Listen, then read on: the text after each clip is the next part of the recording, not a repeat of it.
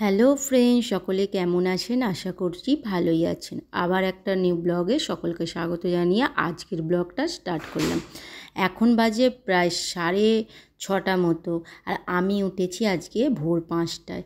কেননা আমি আজকে ভেবেছিলাম যে দাদা অফিস যাবে, সেই হিসেবে আমি ভোর 5টায় উঠে এখানে ময়দা মেখে নিয়েছি। আর যেগুলো আমি রান্না করি সেগুলো আজকে কি রান্না করব সেগুলো করে নিয়েছি।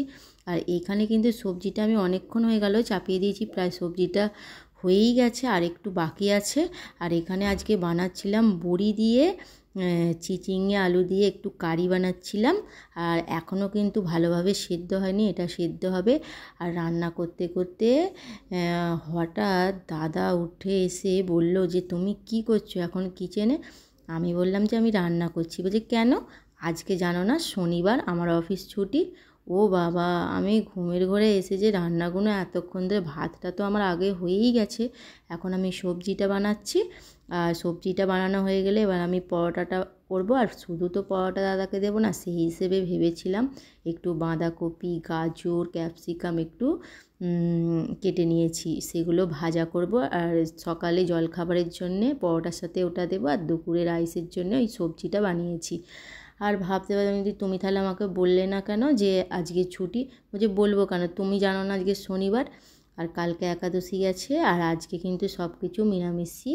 আর আজকে কোনো আমিষ রান্না কিছু করব না, আর আজকে নিরামিষই খাবো, সেই হিসেবে। আর আজকে একটু শাক খেতে হয়, একাদশীর পরের দিন দ্বাদশীর দিন একটু শাক খেতে হয়। ভাবছি বেলার দিকে একটু শাক নিয়ে আসবো, শাক নিয়ে এসে ভাজা করব। ততক্ষণ এখন বাঁধাকপিটা কুটে ফেলি, কুটে ভেজে রেখে দিই। যাই হোক না, একদিক দিয়ে নিশ্চিন্ত হওয়া গেল। কেন বলুন তো, ভোরবেলা অজান্তে যে রান্নাটা করে ফেললাম, আর কিন্তু আমাকে সারাদিনে রান্না করতে হবে না। যাই হোক, রান্নার ঝামেলাটা মিটে গেল। এখানে আমি বাঁধাকপি, গাজর কুটে নেব। আর এই দেখুন বন্ধুরা, গাজরটা আমি এইভাবে কুটবো। আর এইভাবে গাজর কুটলে মনেই হয় না যে ভাজির সাথে গাজর খাচ্ছি। কি সুন্দর দেখুন, আর ভাজাটাও কিন্তু খুব সুন্দর হয়ে যায়। আর এইভাবেই কিন্তু গাজরটা কাটলে কি সুন্দর লাগছে দেখুন বন্ধুরা। আর একটা ক্যাপসিকাম নিয়ে নিয়েছি, আর এতে কিন্তু আলু দেবো না, আলু ছাড়াই করব।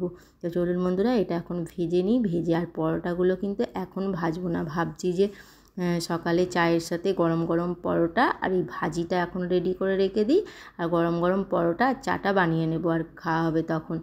তো বন্ধুরা, আজকের ব্লগটা আপনাদের কেমন লাগলো অবশ্যই জানাবেন। ভালো লাগলে লাইক, কমেন্ট, ফলো, শেয়ার করে দিও। সকলে ভালো থেকো, সুস্থ থেকো, সাবধানে থেকো। আবার কোনো নিউ ব্লগে দেখা হবে। আর আপনারা যদি নতুন হয়ে থাকেন, আমার চ্যানেলটিকে সাবস্ক্রাইব করতে ভুলো না কিন্তু। রোজের নিত্য নতুন ভিডিও ব্লগ দেখার জন্যে অবশ্যই আমার চ্যানেলটিকে সাবস্ক্রাইব করে রেখে দিন। আর এইভাবে কিন্তু এখনও আর যে কোনো সবজি এইভাবে কিন্তু চাপা দিয়ে দিয়ে অনেকক্ষণ ধরে ভাজলে কিন্তু সবজিটা কিন্তু মানে বয়েলটা তাড়াতাড়ি হয়ে যায়, আর খুব সুন্দর ভাজাও হয়। সেই হিসেবে বাঁধাকপিটা একটু মানে চাপা দিয়ে দিলাম, যাতে তা ভালোভাবে ভাজা হয়ে যায়। এবার কিছুক্ষণ পর এই ঢাকাটা খুলে একটু নেড়ে নেব, আর ভাজা হয়ে যাবে। খুব তাড়াতাড়ি ভাজাও হয়ে যায়, কোনো ঝামেলা ছাড়াই। পরোটা বা রুটি যে কোনো জিনিসের সাথেই এই সবজিটা কিন্তু বন্ধুরা খেতে পারেন। আর এই সবজিটা কিন্তু খুবই টেস্টি। আমি এখানে শুকনো লঙ্কা আর জিরের ফোড়ন দিয়েছি, আপনারা চাইলে কাঁচা লঙ্কা আর জিরের ফোড়ন দিয়েও করতে পারেন। অনেকে আছেন কাঁচা লঙ্কা খেতে খুবই ভালোবাসেন, এই মানে সবজিটার সাথে যদি কাঁচা লঙ্কা গোটা গোটা দেওয়া হয় আর কামড়ে কামড়ে খাওয়া হয়, খুব সুন্দর খেতে লাগবে জানেন তো বন্ধুরা। আপনারা চাইলে এই সবজিটা অবশ্যই রুটি বা পরোটার সঙ্গে একবার ট্রাই করে দেখবেন, খুব ভালো লাগবে। আর আমার তো খুব ভালো লাগে। তো চলুন বন্ধুরা, আমার সবজি প্রায় শেষের দিকে ভাজা হয়েই গেল। আর চলুন রাখছি, সকলে ভালো থাকবেন, সুস্থ থাকবেন। এখনকার মতো বাই বাই বন্ধুরা।